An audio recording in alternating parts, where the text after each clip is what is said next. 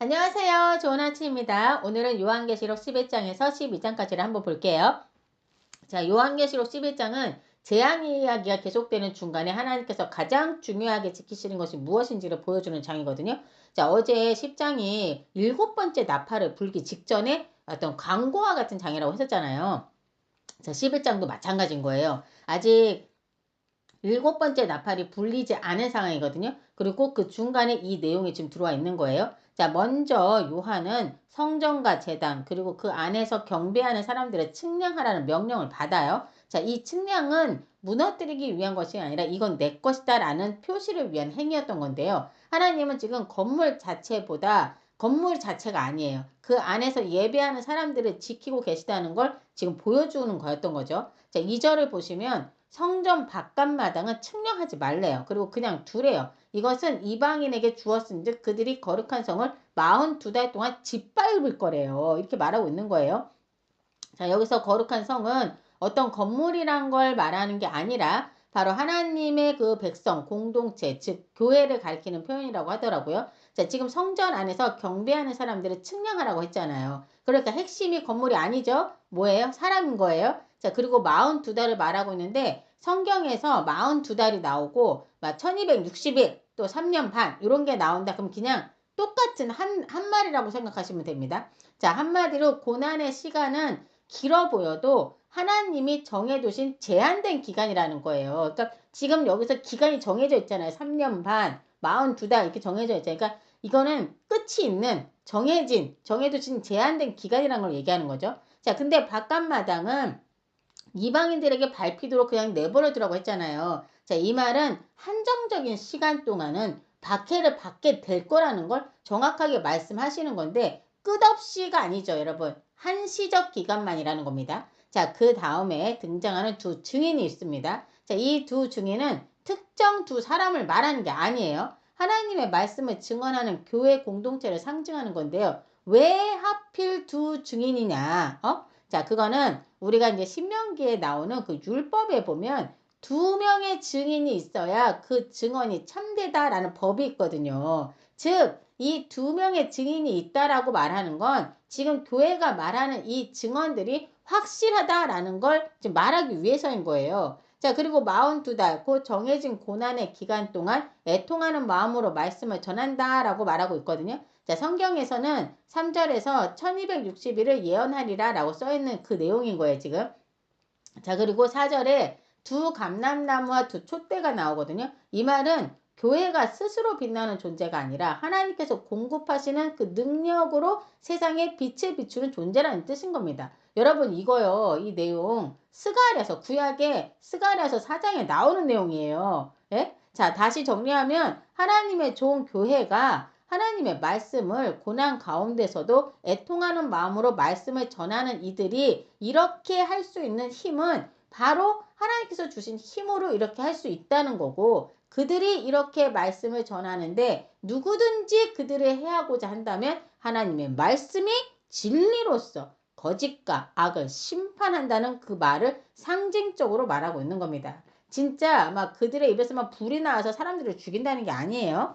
자, 그리고 이제 6절을 읽어보시면 떠오르는 인물들이 있어요, 여러분. 자, 하늘을 닫아서 그 예언하는 날 동안 비가 오지 못하게 한다. 누굴까요? 네, 바로 엘리야를 얘기하는 거예요. 엘리야를 생각나게 합니다. 자, 그리고 물이 피로 변하게 하고 아무 때든지 원하는 대로 여러 가지 재앙으로 땅을 친 사람. 누구? 예, 바로 모세입니다. 모세. 자, 한마디로 엘리야와 모세의 권능을 말한 건 하나님의 권위를 가지고 끝까지 말씀을 전하게 될 것이라는 말을 하고 계신 거예요. 그리고 7절을 보시면 그들이 그 증언을 마칠 때에, 보세요. 그 증언을 마칠 때에 무적행으로부터 올라오는 짐승이 그들과 더불어 전쟁을 일으켜 그들을 이기고 그들을 죽일 터인즉 이라고 써 있거든요. 자, 여기서 그들이 그 증언을 마칠 때라고 얘기했잖아요. 이 말은 하나님께서 맡기신 사명을 다 완성했을 때란 뜻으로 보시면 되거든요. 이걸 보면 사실 저는 예수님의 그 십자가 사건이 떠올랐거든요. 예수님께서 돌아가시면서 다 이루었다라고 말씀하셨잖아요. 자, 이렇게 교회가 맡겨진 사명을 다 했을 때 무적행으로부터 올라오는 짐승. 이거는 하나님을 대적하는 그 세상의 권력과 시스템을 가리키는 상징이라고 보시면 되거든요. 그러니까 한마디로 하나님을 거부하는 문화와 이념, 뭐 이런 걸 말하는 거겠죠. 자, 요한계시록에서는 하나님을 대적하는 조직화된 악을 보통 뭐라고 얘기하냐면 짐승으로 표현하고 있습니다, 여러분. 자, 지금 이 짐승이 두 증인과 더불어 전쟁을 일으킨대요. 그리고 근데 이 전쟁은 막 총칼로 막 싸우는 그런 전쟁이 아니라 증언을 막으려는 그 영적 공격, 즉 믿음을 조롱하고 말씀을 침묵시키고 교회를 사회에서 제거하려는 그런 시도와 같은 현실적인 박해뿐만 아니라 영적 공격도 함께 말하는 겁니다. 자, 그래서 교회가 무너진 것처럼 보이는 거예요. 자, 8절은 그들이 죽임을 당한 뒤에 그들의 시체를 큰 성 길가에 그대로 버려둔 모습인 거예요. 자, 이 큰 성은 하나님을 거부하는 세상의 상징이거든요. 그래서 이 도시는 영적으로는 소돔 같고 애국 같다고 표현한 거예요. 자, 여러분도 잘 아시다시피 소돔은 죄악과 음란, 타락의 도시였지 않습니까? 그리고 애굽은 하나님의 백성을 억압하던 곳이었잖아요. 그렇죠? 즉 하나님을 거부하고 진리를 미워하는 세상 전체를 가리키는 그 큰 성에 시체가 버려진 거예요. 그리고 그들이 우리 예수님을 십자가에 못 박은 곳이라고 말하고 있죠. 아니 여기 소돔, 애굽, 예루살렘 장소가 다 다른데? 막 이렇게 생각할 수 있잖아요. 아니 소돔하고 애굽하고 예루살렘이 같은 공간이 아닌데 왜 또 여긴 예수님이 못 박힌 곳이라고 얘기를 하는 거야? 이럴 수 있는데 지금 말하는 거는 장소를 말하는 게 아닙니다, 여러분. 하나님을 거부한, 그러니까 하나님의 아들을 죽일 만큼 하나님을 거부했던 곳을 표현한 말인 거예요. 자, 그리고 9절에 보시면 사흘 반 동안 시체를 장사 지내지 못하게 하고 그냥 방치했다라고 말하고 있어요. 그러니까 이거는 이 당시 이 시대에서 장례 문화는요, 마지막 예우, 존엄의 회복을 의미하는, 그리고 이들이 두 선지자가 죽자 그들의 죽음을 보고 엄청 즐거워하고 기뻐하면서 막 서로에게 선물을 주고 했다고 했잖아요. 왜 그랬겠어요? 성경에 써 있어요. 두 선지자가 땅에 사는 자들을 괴롭게 했기 때문이라는 거예요. 뭘 어떻게 괴롭게 했어요? 그러니까 이 말은 이 두 선지자들이 하나님의 말씀을 너무 강력하게 막 선포하면서 진리를 말했기 때문에 양심에 찔리고 막 듣기도 싫고 회개를 막 요구하고 막 이러니까 그 말들이 너무 듣기 싫었던 거예요. 막 허구한 날 막 듣기 싫은 소리를 하고 그러니까 너무 싫었는데 이들이 죽으니까 완전 축제 분위기가 된 겁니다. 예? 자, 그런데 11절에 3일 반 후에 하나님께로부터 생기가 그들 속에 들어가매 그들이 발로 일어서니 구경하는 자들이 크게 두려워하더라 라고 써있죠. 자, 이걸 읽을 때 저는 에스겔 37장의 그 마른 뼈 환상이 완전 떠올랐거든요. 마른 뼈들이 막 생기가 들어가서 뼈마디가 두둑둑둑 이렇게 했던 거 기억나시죠? 막 맞춰지더니 하나님의 군대가 됐었잖아요. 지금 이 장면에서 그 장면이 떠오르더라고요. 에스겔 37장에서도 마른 뼈들이 살아난 목적은 단 하나였거든요. 내가 여호와인 줄 너희가 알리라 라는 말씀이 있었는데 요한계시록 11장에서도 동일하더라고요. 두 증인의 부활 이후 사람들이 두려워하면서 하늘에 하나님께 영광을 돌지 않습니까? 저는 이런 걸 보면요. 그 옛날의 그 구약시대의 하나님이나 지금 신약시대의 하나님이나 지금 2025년의 하나님이나 동일하신 하나님이시다. 그런 게 막 너무 느껴지더라고요. 그쵸? 실감 나지 않으시나요? 예? 자, 이들 중 하늘에 하나님께 영광을 돌린 자들이 있었으니 그나마 회개한 자들이 있었으면 정말 다행인 거죠. 자, 우리가 이제 독수리가 날면서 화로다! 라는 말을 외치는 걸 이제 들었죠, 우리가. 자, 근데 두 번째 화까지 이제 지나간 거예요. 자, 이제 세 번째 화가 이제 속히 이른다고 하면서 15절에서 드디어 이제 일곱 번째 천사가 이제 나팔을 뿌앙 하면서 분 거예요. 자, 그러자 세상 나라가 우리 주와 그의 그리스도의 나라가 되어 그가 세세토록 왕노를 하시리로다 라는 큰 음성이 들린 거고 하나님 앞에 24장로가 하나님 앞에 엎드려서 얼굴을 땅에 대고 막 경배를 하는 거예요. 그러면서 그들이 말하기를 감사하옵나니 옛적에도 계셨고 지금도 계신 주 하나님 곧 전능하시니요 친히 그 큰 권능을 잡으시고 왕노를 하시리로다 라고 막 말한 거예요. 자, 여러분 뭐 이상한 거 찾은 거 있어요? 이상한 거 찾은 거 없어요? 감사옵나니 옛적에도 계셨고 지금도 계신 주 하나님 곧 전능하시니요. 이렇게 얘기했잖아요. 자, 이상한 거 못 느꼈어요? 항상 뭐라고 써있냐면 전에도 계셨고 지금도 계시고 장차 오실 이시라 라고 했었거든요. 근데 지금은 장차 오실 리가 없어. 한마디로 이미 오셨기 때문에 미래가 없는 겁니다.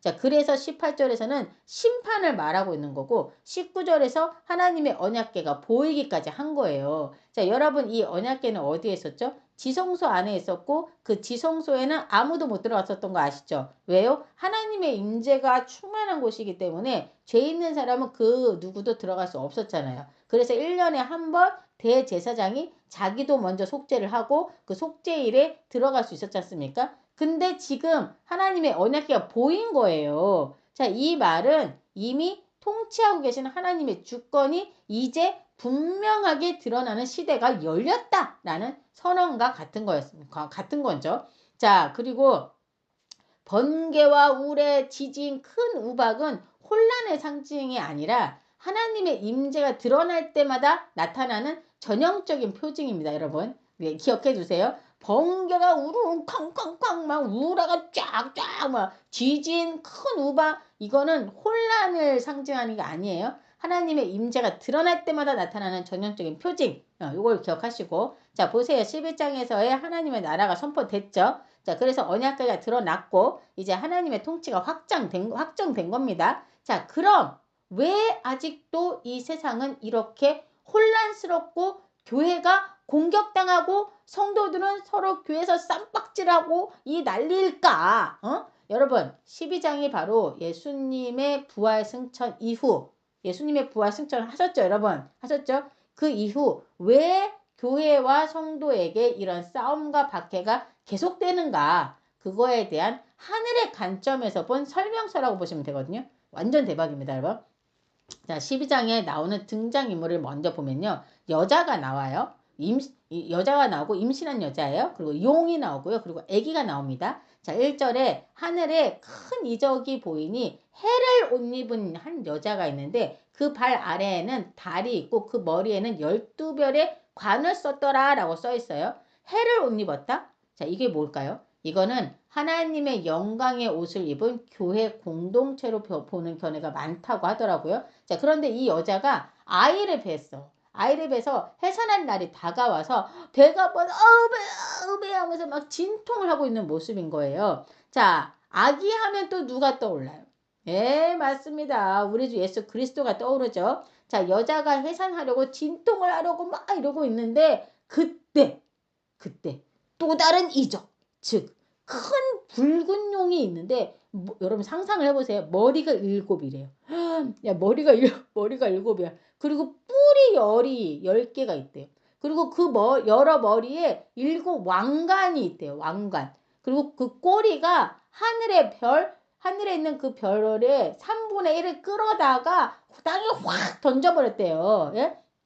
여러분, 하늘의 별 3분의 1을 끌어다가 땅에 던졌다라는 건 타락한 천사들을 땅에 확 던져버렸다는 거예요. 자, 그러니 지금 땅에는 사탄들이 있겠죠. 자, 그러면서 이 여자가 이제 해산을 하면 그 아이를 삼키고자 한다는 거예요. 이 용이. 자, 그럼 이 용은 누구겠어요? 예? 바로 사탄인 겁니다, 여러분. 9절에 다 나와요. 그러니까 제가 임의로 해석하는 게 아니고 9절에 다 나와요. 저 여자가 아들을 낳았대요. 자, 근데 그 아기는 장차 철장으로 만국을 다스릴 남자라. 그 아이를 하나님 앞과 그 보좌 앞으로 올려가더라. 누굽니까? 우리 예수님. 그렇죠? 자, 그러니까 사탄은 예수님의 탄생부터 예수님을 없애려고 했던 거예요. 이해되시죠? 자, 사실 그랬잖아요. 근데 헤롯이 예수님을 찾아서 막 죽이려고 했잖아요. 그래서 막 두살배기 밑에 애들 다 죽이고 막 난리가 났었잖아요. 그렇죠? 자, 아이를 해산한 여자, 즉 교회 공동체는 광야로 도망을 가서 거기서 1260일, 즉 정해진 기간 동안 하나님께서 그 교회 공동체를 보호하시면서 양육을 받게 되어 있다고 써 있어요. 자, 그리고 나서 7절에서 갑자기 하늘에서 일어난 전쟁 이야기가 나옵니다. 여러분. 자, 미가엘, 많이 들어봤죠? 미가엘 천사. 미가엘과 그의 사자들, 그 부하들이죠. 그리고 용과 아까 그 용 있죠. 사탄인 그 용과 그의 부하들이 서로 싸우는 장면인 거예요. 근데 누가 이겼냐? 그들이 이기지 못하여 다시 하늘에서 그들이 있을 곳을 얻지 못한지라 뭡니까? 전쟁에서 진 거예요. 누가? 용이. 전쟁에서 져서 하늘에서 쫓겨난 거예요. 이게 다 써 있어요. 지금 성경에. 전쟁에서 져서 하늘에서 쫓겨납니다. 그리고 9절에 그 정체를 말하잖아요. 큰 용이 내쫓기니 옛뱀, 예? 옛뱀, 그 창세 때부터 있었던 그 옛뱀, 곧 마귀라고도 하고 사탄이라고도 하며 온 천하를 꿰는 자라. 그가 땅으로 내쫓기니 그의 사자들도 그와 함께 내쫓기니라. 여러분, 사탄 마귀가 전쟁에서 져서 하늘에서 완전히 쫓겨난 거예요. 그리고는 어디로 갔습니까? 바로 이 땅으로 온 겁니다. 그러면서 10절에 보면요. 이제 우리 하나님의 구원과 능력과 나라와 또 그의 그리스도의 권세가 나타났으니 우리 형제들을 참소하던 자, 곧 우리 하나님 앞에서 밤낮 참소하던 자가 쫓겨났고, 여러분 생각나십니까? 그 구약에서 욥기 아시죠? 욥기에서 사탄이 하늘의 천상회의에 참석해가지고 욥을 막 참소했었던 거 기억나십니까? 하나님께서 막 욥처럼 이렇게 막 신실한 애가 없다 이렇게 막 얘기하니까 사탄이 뭐라고요? 아니 하나님께서 욥에게 모든 걸 다 주는데 당연히 하나님을 잘 따를 수밖에 없는 거 아니냐? 그의 재산과 그의 자녀들을 싹 다 뺏어봐라. 그러면 반드시 하나님을 욕하고 떠날 거다라고 했었잖아요. 자, 그리고 또 있어요, 여러분. 스가랴 3장 1절에도 보시면 포로기 이후에 대제사장이었던 여호수아를 그 사탄이 참소하는 장면이 또 나옵니다. 그러니까 구약 시절에는 사탄이 하나님 앞에 가가지고 막 우리 사람들을 막 참소해. 제가요 그래가지고 어떻게 하나님의 자녀가 되겠어요? 막 여기서 막 일러바치고 이러네요. 예? 자 보세요. 근데 사탄은 예수님 오시기 전에는 하늘에서 하나님 앞에서 우리를 막 참소했죠. 그런 자였죠. 근데 여러분 지금 예수님께서 십자가의 피로 우리의 모든 죄를 다 사하셨죠. 그쵸? 인정? 예, 인정. 자, 그리고 예수님께서 부활 승천하셔서 하나님 우편에 계시죠. 우리의 모든 죄가 다 사해졌으니까 사탄은 더 이상 우리를 참소할 수 있어요? 없어요? 없어요. 예? 예수님께서 승리하셨잖아요. 예수님께서 우리의 죄를 다 정지하셨잖아요. 그래서 사탄이 하늘에 발붙일 곳이 없어진 거고 이 땅으로 쫓겨난 거예요. 자, 그럼 하늘에서 우리를 참소하지 못하니 그럼 어떻게 할 것 같으세요, 여러분? 어떻게 할까? 과연 이 사탄이 이 땅에서 우리에게 자기 자신을 정죄하게 하고 서로를 정죄하게 하는 그런 일들을 벌이고 있는 겁니다. 자, 보세요. 12절에 그러므로 하늘과 그 가운데에 거하는 자들은 즐거워하라. 그러나 땅과 바다는 화 있을진저 이는 마귀가 자기의 때가 얼마 남지 않은 줄 알므로 크게 분내어 너희에게 내려갔습니다. 여러분 사탄은 이미 패배했습니다. 이해되십니까? 그러나 아직 완전히 제거되지는 않은 거예요. 사탄은 이제 하늘에는 접근 불가해요. 하지만 이 땅에서는 제한된 활동을 할 수 있어요. 성경에서 말하잖아요. 자기 때가 얼마 남지 않은 줄 알므로 크게 분노하고 그러니까 분노한다고 했잖아요. 그러니까 패배했다는 걸 알기에 지금 최악의 발악을 하고 있는 거예요. 자, 그래서 13절에 용이 자기가 땅으로 내쫓긴 것을 보고 남자를 낳은 여자를 박해하는지라. 여러분, 여자가 누구였어요?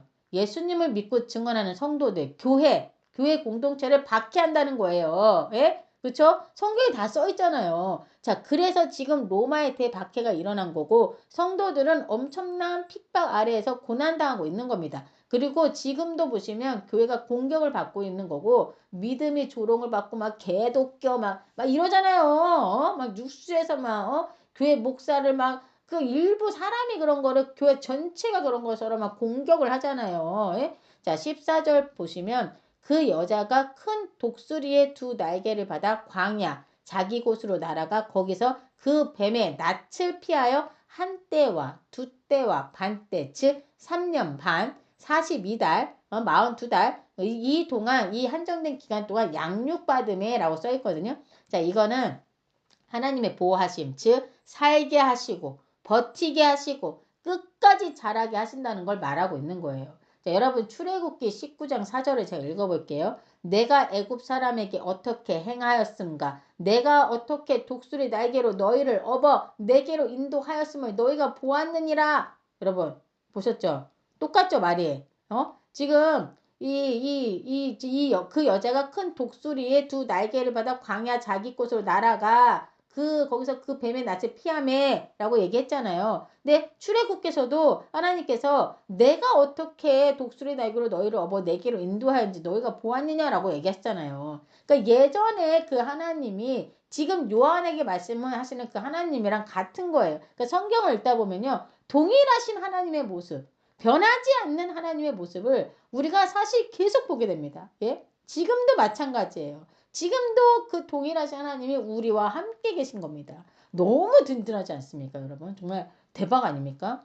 자, 15절을 봅시다. 여자의 뒤에서 뱀, 즉 사탄이 그 입으로 물을 그 뱀의 입에서 물을 확 강같이 토한 거예요. 광같이 물을 쫙 토해내자 여자를 물에 떠내려가게 하려고 했다는 거예요. 뭐예요? 엄청난 박해를 가해서 여자 즉 교회 공동체를 죽이려 한 겁니다. 자, 근데요. 16절에 땅이 여자를 도와줍니다. 땅이 여자를 도와서 그 입을 벌려서 용의 입에서 토한 그 강물을 다 삼켜버린대요. 그러니까 한마디로 초자연적인 힘으로 교회와 성도들을 돕는다는 겁니다. 자, 그러니까 용이 열 받아요, 안 받아요? 열 받죠. 끝까지 안 죽네, 저게. 이렇게 된 거예요. 그래서 분노해서 돌아가서 그 여자의 남은 자손, 곧 하나님의 계명을 지키며 예수의 증거를 가진 자들, 누구? 저와 여러분들하고 저와 더불어 싸우려고 바다 모래 위에 서 있대요, 여러분. 자, 이 말을 읽고 나서 저는 그럼 지금 사탄이 지금도 우리를 공격하기 위해 언제든지 준비하고 있다는 거네. 나도 공격받을 수 있는 거고, 나를 고난의 길로 밀어 넣을 수도 있다는 건가? 라는 생각을 했어요. 그쵸? 했어요. 자, 근데 보세요. 성경 안에 다 힌트가 있습니다. 지금 그래서 두려워할 필요가 없더라고요. 저는 뭐야 나를 또 어떻게 하는 거 아니야? 막 이런 생각을 했었어요. 근데 성경 안에 다 힌트가 있어요. 지금 사탄이 어디에 서 있어요, 여러분? 바다 모래 위에 서 있다고 했죠. 바다 모래 위. 여러분, 바다 모래가 단단하고 견고합니까? 불안정하고 오래 버티지 못하는 기반이잖아요. 그러니까 한마디로 지금 사탄은 궁지에 몰려서 불안정하고 미끄러운 그 경계선에 서 있는 거예요. 그냥 우리에게 겁주고 미혹하고 흔들려고 할 뿐이지 우리를 어떻게 할 수 있나요, 없나요? 어떻게 못해요. 예? 그래서 성경은 늘 한결같이 마귀를 대적하라. 그러나 두려워하지 말아라. 그는 이미 패배했다. 라는 말씀을 계속 해주시는 겁니다. 싸움은 있어요, 여러분. 하지만 결말은 정해져 있습니다. 예? 그러니까 두렵습니까, 여러분? 그냥 지금 초조해서 발악하고 있는 사탄의 말에 흔들릴 이유가 없는 거야. 흔들릴 이유가. 그래서 요한계시록은 무서운 책이 아니라 완전 승리의 장인 겁니다. 승리의 책인 거예요, 여러분. 야, 지금 이렇게 2장만 했는데도 시간이 꽤 갔습니다. 예, 이 시간 그래서 제가 뭐 마무리를 빨리 하고, 예, 기도로 마치고, 예, 내일 걸로 빨리 넘어가도록 하겠습니다. 함께 기도할게요. 하나님 감사합니다. 세상이 흔들려도 하나님 나라는 흔들리지 않음을 믿습니다. 싸움의 한가운데서도 이미 승리하신 우리 주 어린 양을 바라보게 하시고 끝까지 믿음으로 서는 저희들이 되도록 함께해 주시옵소서. 이 모든 말씀 우리 주 예수 그리스도 이름으로 기도드립니다. 아멘.